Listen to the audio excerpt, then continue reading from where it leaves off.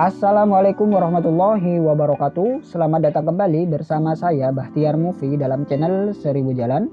Baik teman-teman, pada video kali ini kami akan memberikan informasi mengenai pertimbangan teknis atau Pertek NIP CPNS 2019.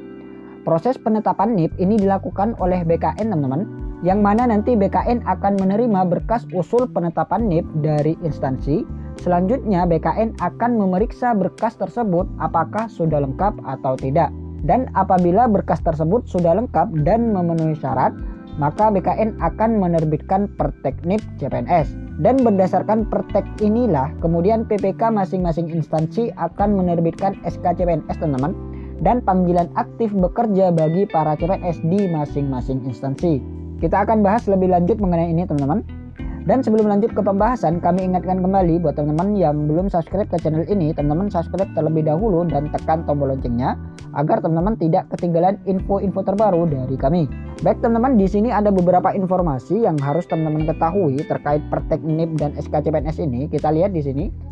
Kemudian ini adalah peraturan BKN nomor 14 tahun 2018 tentang petunjuk teknis pengadaan pegawai negeri sipil, yaitu tentang NIP dan keputusan pengangkatan CPNS.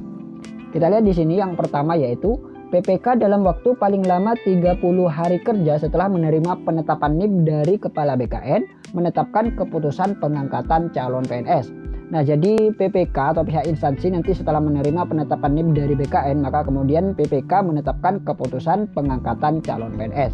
Kemudian kita lihat yang kedua, keputusan pengangkatan calon PNS ditetapkan secara kolektif. Nah, jadi keputusan pengangkatan calon PNS ini dibuat secara kolektif teman-teman, semua pelamar yang lolos di instansi tersebut. Kemudian yang nomor 3, keputusan pengangkatan calon PNS disampaikan langsung kepada yang bersangkutan dan tembusannya kepada Kepala BKN di lingkungan wilayah kerjanya dan pejabat lain sesuai peraturan perundang-undangan paling lambat sebelum calon PNS yang bersangkutan melaksanakan tugas. Nah, keputusan pengangkatan calon PNS ini nanti akan diberikan langsung kepada pelamar teman-teman, paling lambat yaitu sebelum calon PNS yang bersangkutan melaksanakan tugas. Jadi keputusan pengangkatan calon PNS terlebih dahulu diberikan, kemudian SPMT atau surat pernyataan melaksanakan tugas. Kemudian yang nomor 4, penyampaian keputusan pengangkatan calon PNS sebagaimana dimaksud pada poin 2 paling lambat 7 hari kerja. Kemudian ini adalah info sekilas tentang NIP CPNS teman-teman. Jadi teman-teman harus tahu di sini NIP ini adalah nomor identitas pegawai yang pada awalnya berjumlah 9 teman-teman, 9 digit. Namun sejak diterbitkannya peraturan Kepala BKN nomor 22 tahun 2007 tentang nomor identitas pegawai negeri sipil, maka NIP PNS menjadi 18 digit. Kita lihat di sini teman-teman, ini adalah NIP CPNS 18 digit dengan urutan sebagai berikut.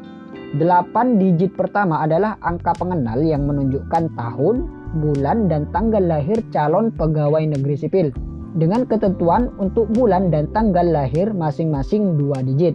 Nah, jadi 8 digit pertama ini adalah tanda pengenal teman-teman, yaitu tahun lahir, bulan lahir, dan tanggal lahir. Nah, jadi 1986 ini adalah tahun lahir, kemudian 09 ini adalah bulan lahir, kemudian 26 ini adalah tanggal lahir. Kemudian 6 digit berikutnya adalah angka pengenal yang menunjukkan tahun dan bulan pengangkatan pertama sebagai calon pegawai negeri sipil dengan ketentuan untuk bulan pengangkatan pertama 2 digit. Nah, jadi 6 digit berikutnya ini adalah TMT CPNS teman-teman, yaitu yang 2015 ini adalah tahun pengangkatan CPNS, kemudian yang 05 ini adalah bulan pengangkatan CPNS. Jadi TMT-nya ini adalah 1 Mei 2015. Nah, 1 digit berikutnya ini adalah jenis kelamin teman-teman. Apabila angka 1 yaitu pria, apabila 2 ini adalah wanita. Kemudian 3 digit terakhir atau 3 digit berikutnya ini adalah angka pengenal yang menunjukkan nomor urut calon pegawai negeri sipil. Penentuan nomor urut ini didasarkan pada tahun, bulan, dan tanggal lahir, tahun dan bulan pengangkatan pertama sebagai calon pegawai negeri sipil atau pegawai negeri sipil dan jenis kelamin yang sama. Jadi BKN menetapkan NIP itu dilakukan secara global berdasarkan TMT CPNS teman-teman, tahun lahir, bulan lahir, tanggal lahir, dan jenis kelamin, supaya tidak terjadi NIP duplikat atau beberapa NIP yang sama. Oleh karena itulah dibuat 3 digit terakhir pada NIP tersebut. Jadi seperti itu teman-teman. Kemudian di sini kami akan memberikan cara bagaimana mengecek NIP dan profil PNS. Di sini ada beberapa cara yang bisa teman-teman gunakan untuk mengecek NIP ini. Yang pertama yaitu melalui aplikasi SAPK-BKN. Kemudian bisa juga melalui aplikasi Emonri. Dan terakhir bisa juga melalui laman resmi yang dirilis BKN. Jadi teman-teman tinggal pilih saja.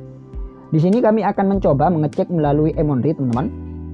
Pertama kita ketikkan di menu pencarian teman-teman, yaitu kita ketik Emonri BKN. Kemudian kita pilih yang profil PNS BKN, kita klik.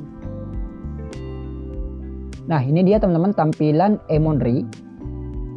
Di sini kita tinggal masukkan saja NIP yang akan kita cek. Teman-teman masukkan saja. Nah, untuk NIP ini usahakan jangan sampai ada spasi, teman-teman.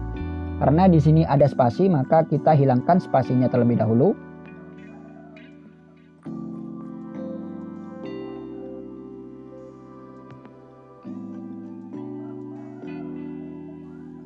Kemudian next.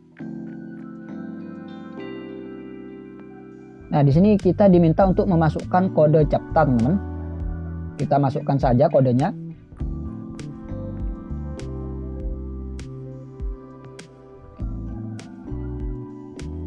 Kemudian oke. Nah, ini dia teman-teman. Profil pegawai Saptaningsi SPD SD, guru pertama ahli pertama. Nah, ini NIP lama teman-teman, yang mana pada awalnya NIP ini berjumlah 9 digit teman-teman. Namun sejak diterbitkannya peraturan BKN nomor 22 tahun 2007 tentang nomor identitas pegawai negeri sipil, maka NIP PNS menjadi 18 digit. Nah ini dia teman-teman NIP baru. Kemudian tempat lahir Yogyakarta, tanggal lahir, golongan pangkat, juga TMT golongan 1 April 2018. Pendidikan terakhir S1 pendidikan guru sekolah dasar atau PGSD, jenis jabatan fungsional tertentu, TMT CPNS 1 Januari 2008, TMT PNS yaitu 1 Januari 2010, TMT jabatan yaitu 1 Oktober 2014, unit kerja yaitu SDN Gayam Kedua Botolinggo, instansi kerja pemerintah Kabupaten Bondowoso, kedudukan hukum yaitu aktif. Perhatian, jika data Anda tidak sesuai, harap hubungi BKD atau Biro Kepegawaian di instansi saudara dengan membawa dokumen yang autentik. Nah, jadi inilah cara mengecek profil pegawai teman-teman atau mengecek NIP PNS. Baik teman-teman, itulah sedikit informasi dari kami. Semoga video ini bermanfaat. Wassalamualaikum warahmatullahi wabarakatuh.